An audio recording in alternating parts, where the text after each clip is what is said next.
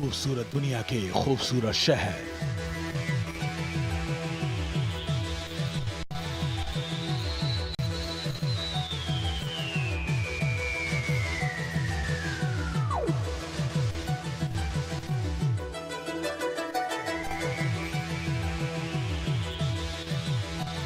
इन्हीं शहरों में से एक है अमेरिका का न्यू ऑरलीन्स। अपनी अदा, अपनी जिंदा तस्वीरों से लोगों को अपनी ओर खींचता है ये शहर। लेकिन यहां कुछ है जो इस शहर को खास बनाता है।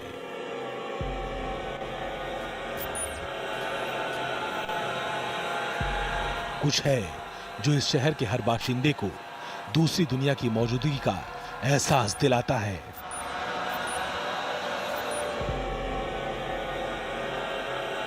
इस शहर में बहुत कुछ ऐसा चल रहा है जो दूसरी दुनिया के लोगों की मौजूदगी का सबूत है।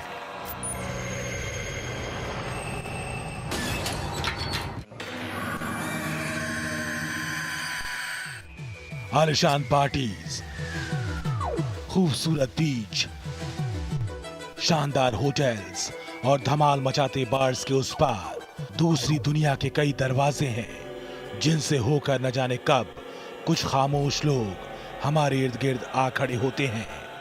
और तब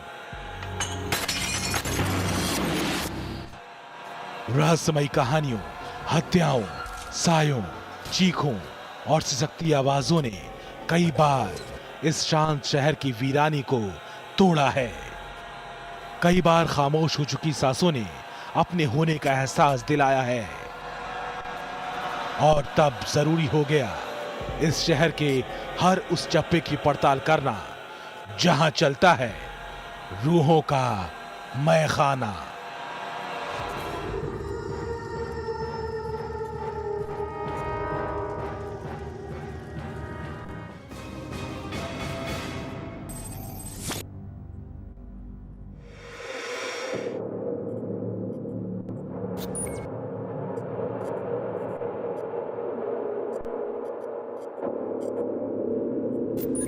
अमेरिका का एक शहर न्यू ऑरलीन्स।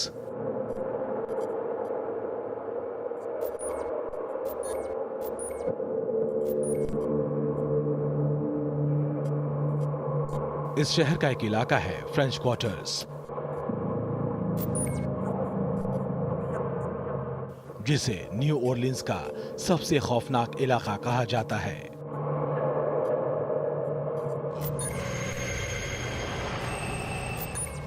भूत प्रेत, खौफ और दहशत इस इलाके के लिए अजनबी नहीं है। इन रूहानी ताकतों से इस इलाके का पुराना नाता है। नाता इतना गहरा कि यहाँ की हर कहानी शायद खौफ से ही शुरू होती है। फ्रेंच क्वार्टर्स की एक इमारत है मेबिलीज, जो आज होटल और बार में तब्दील हो चुकी है। लेकिन इस होटल की भी एक अपनी कहानी है।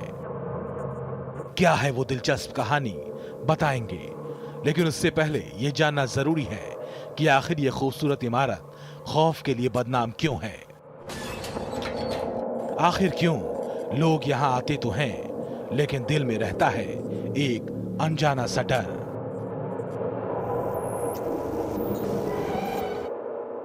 मेबिलीज होटल आज भी रोशन है और कल भी रोशन था, लेकिन इस होटल का रोशन अतीत स्याह रहस्यों में तब्दील हो चुका है,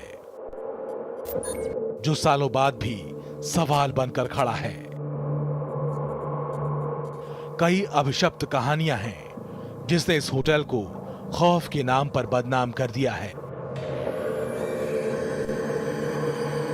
लोगों ने इस होटल में कई रहस्यमयी और अदृश्य घटनाओं को देखे जाने का दावा किया है। मैंने सुना था वो यहाँ रुके थे, वो और उसकी गर्लफ्रेंड, और उसकी गर्लफ्रेंड मार दी गई। वो इसी रूम में रुके थे? यस। इस होटल के कर्मचारियों का कहना है कि होटल के गहरे अंधेरे गलियारों के बीच एक महिला की परछाई सदियों से यहाँ भटकती है। वो साया उस सैनिक की गर्लफ्रेंड का है जिससे मिलने हर शाम सैनिक आया करता था। होटल के इस कमरे से आज भी किसी महिला के रोने की आवाज आती है। उसे समझाया गया कि वो मर चुकी है, लेकिन उसे भरोसा नहीं हुआ। उसने कहा कि वो यहीं रुकेगा और वो उससे मिलने आएगी।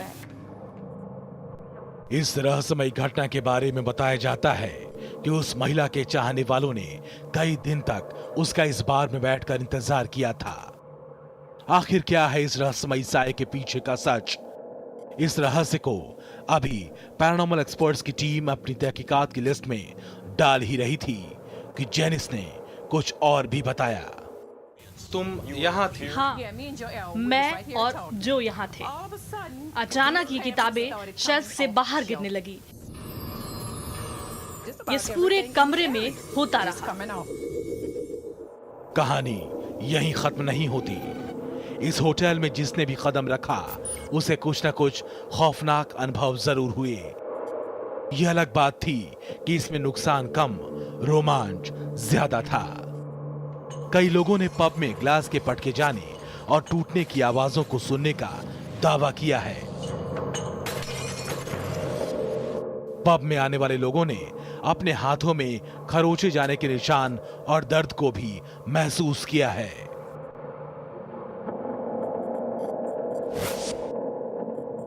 हम वहां एक स्टाफ मीटिंग कर रहे थे।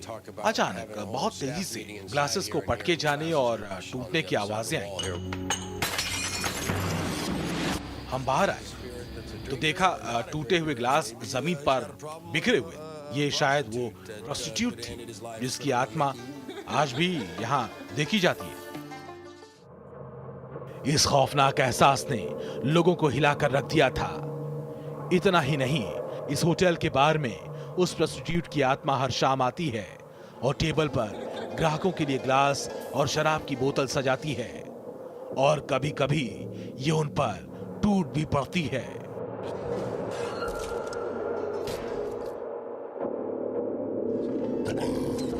ऐसी कई कहानियां इस होटल को और आसपास के लोगों को खौफ में जकड़े हुए हैं।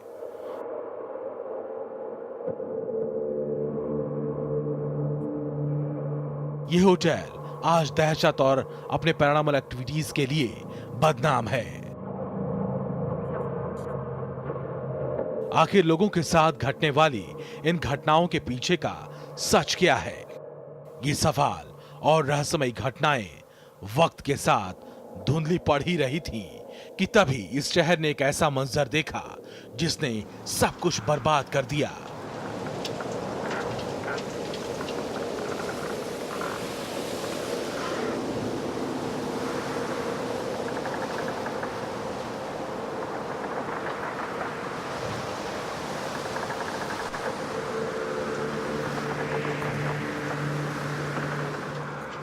इस खतरनाक घटना ने न्यू ऑरलीन्स शहर के खौफनाक अतीत को अपने स्याह वर्तमान के साथ दबोच लिया।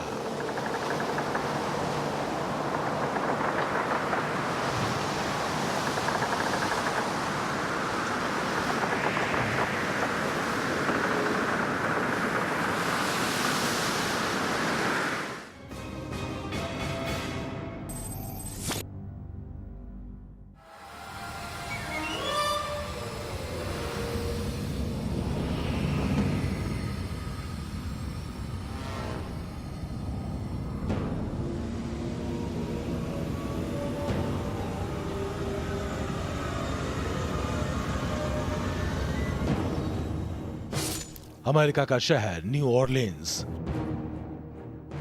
जिसकी सुबह सूरज की रोशनी के साथ शुरू तो हुई, लेकिन यह सूरज अपने साथ तबाही का तूफान भी लेकर आया।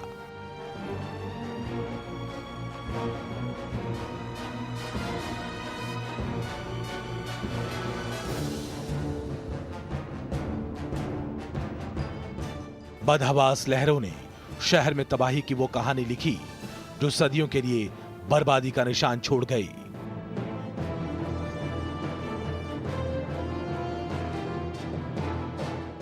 तूफान से निकलकर इस शहर को जुड़ने में और फिर से खड़े होने में सालों लग गए।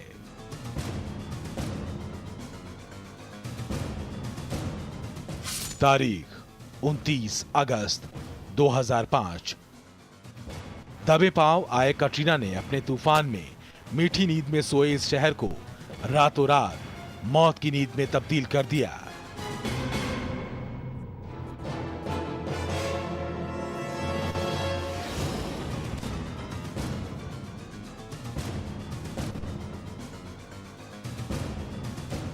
जो आंखें इस खौफनाक मंजर की गवाह थीं, वो भी मौत की नींद सोने के लिए भगवान से दुआ मांग रही थीं, क्योंकि अब न तो उनके पास घर था और ना ही खड़े होने के लिए जमीन। पूरा शहर खारे पानी की जद में था।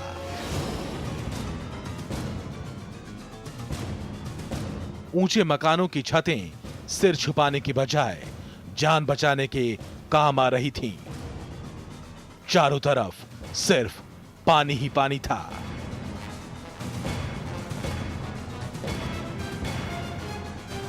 जो बचे उनकी आंखों में भी पानी था जो इस त्रासदी ने उन्हें दिया था। लेकिन शायद कटरीना तूफान को नहीं मालूम था कि इस शहर की तासीर अलग है। जितनी तेजी से यहां अतीत दम तोड़ता है, उसकी दोगुनी तेजी से यहां एक नया चमकीला वर्तमान खड़ा भी हो जाता है। जल्द ही इस शहर ने यह साबित भी कर दिया, जिंदगी फिर चल निकली। लेकिन इस शहर की एक इमारत पर चढ़ा कलंक तूफान की तेज लहरें भी धो न सकी। ये इमारत है मेबेलीज प्लेस।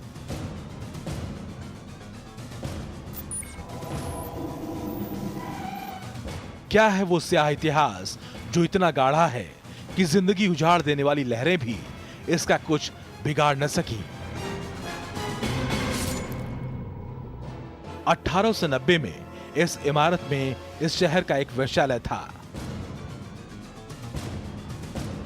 इसका नाम था स्टोर विले। उस समय यह वेश्यालय अवैध रूप से चलाया जाता था।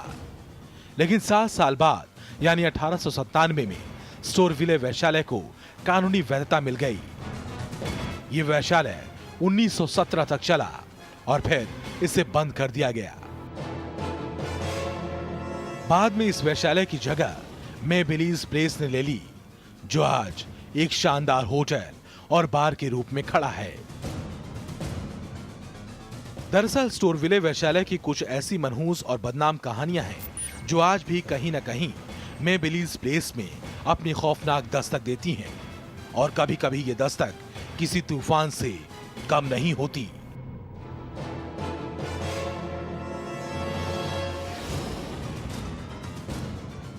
ये दस्तक यहां आने वाले लोगों को वक्त बेवक्त रहस्यमयी और खौफनाक एहसास कराती है,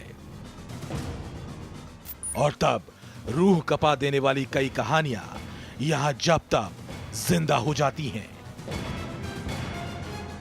लेकिन बीते कल के अलावा इस इमारत के पास ताजा कैटरीना त्रासदी के बारे में भी कुछ सुनाने के लिए है जो रहस्यमय है। इस पूरे घटनाक्रम की खास बात यह थी कि जिसे मैंने महसूस किया वो कैटरीना का शिकार हुआ था।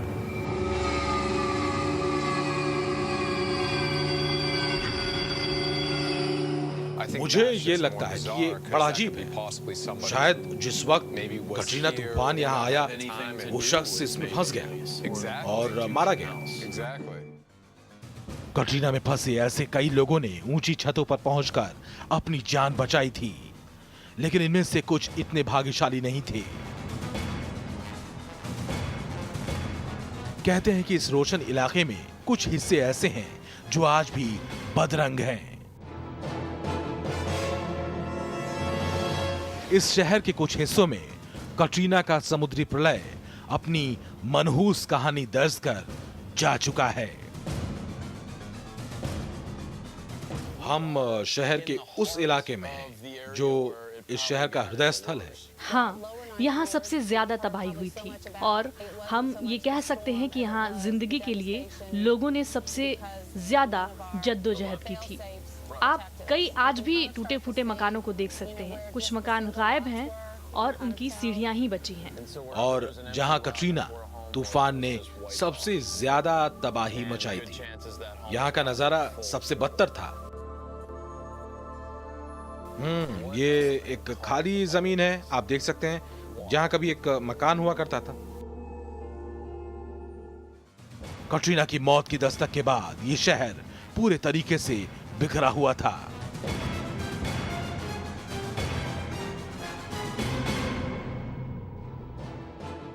यहां कई लोगों को सहायता मिली तो कई लोगों ने सहायता मांगते जिंदगी को अलविदा कह दिया। कहते हैं इस शहर के कई हिस्सों में अतृप्त आत्माओं ने गुपचुप तरीके से अपना बसेरा बना लिया। क्या सचमुच इस शहर के कई हिस्से दूसरी दुनिया में दाखिल होने का दरवाजा बन चुके हैं? कटरीना ने जिन लोगों को निगला, क्या आज भी वो इस दुनिया से मुक्त नहीं हो सके? क्या है मेबिलीज प्लेस की वो रहस्यमय कहानी जो आज भी यहां के लोगों के जहन में बसी हुई है? ओरलीन्स के इस अभिशप्त इलाके और इस खौफनाक इमारत के हर राज को जानने की कोशिश करेगी पैरानॉर्मल एक्सपर्ट्स की टीम। बस आप दिल थाम के बैठिए।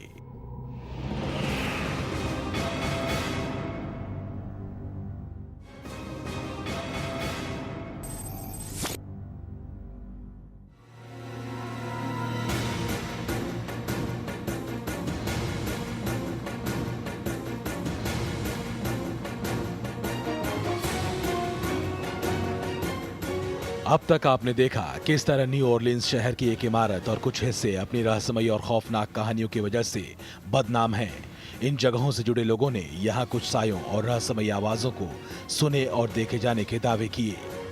मेबिलीज के इन राज की तफ्तीश करने घोस्ट एडवेंचर्स की टीम तैयार है, इस दावे के साथ कि उसके अत्याधुनिक कैमरे और उपकरण किसी भी रहस्यमयी साये और आवाज को कैद करने में माहिर हैं। तहकीकात शुरू होती है।